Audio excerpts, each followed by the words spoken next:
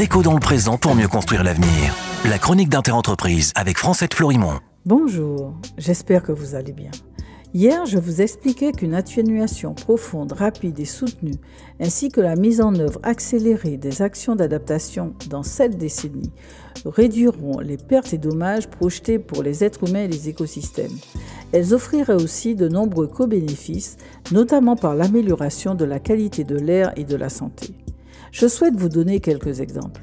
En ce moment, à intervalles réguliers, l'air de nos régions est gorgé de particules fines qui impactent la santé de nombreux d'entre nous. Eh bien, le développement d'une mobilité active de type vélo, voire la marche à pied, le transport en commun organisé avec des bus électriques entraînant une diminution d'émissions de méthane, le passage à des régimes alimentaires sains à base de produits locaux ou régionaux produiront l'amélioration de l'alimentation, de la productivité agricole, de la santé, du bien-être, de la biodiversité grâce à moins de déchets, moins de suremballage, etc., etc. Tout cela en produisant un bénéfice commun pour tous, celui de ralentir ensemble le réchauffement climatique.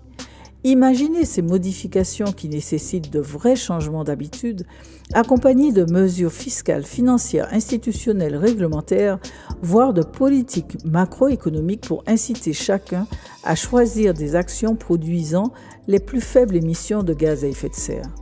Ce serait tout simplement gagnant. Vous ne croyez pas aux gestes de chacun ? J'ai récemment interviewé une chef économiste du Crédit Agricole. Vous savez, ce genre de personne à la tête d'une armada d'économistes qui scrutent les tendances économiques dans tout le monde et indique aux dirigeants des banques les risques à court, à moyen et à long terme.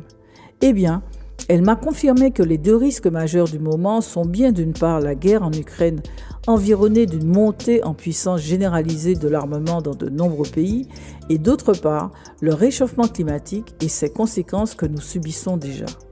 Quand je lui ai demandé « Est-ce que ce sont les gouvernants du monde qui trouveront les solutions ?», elle m'a répondu sans hésiter que non, que le changement viendra de chacun d'entre nous, de la masse des communs qui agiront à l'endroit où ils sont pour réussir en 30 ans cette nécessaire révolution industrielle. La précédente a pris 100 ans. Intéressant, non ? Nous continuons demain. Prenez soin de vous. Déco dans le présent pour mieux construire l'avenir.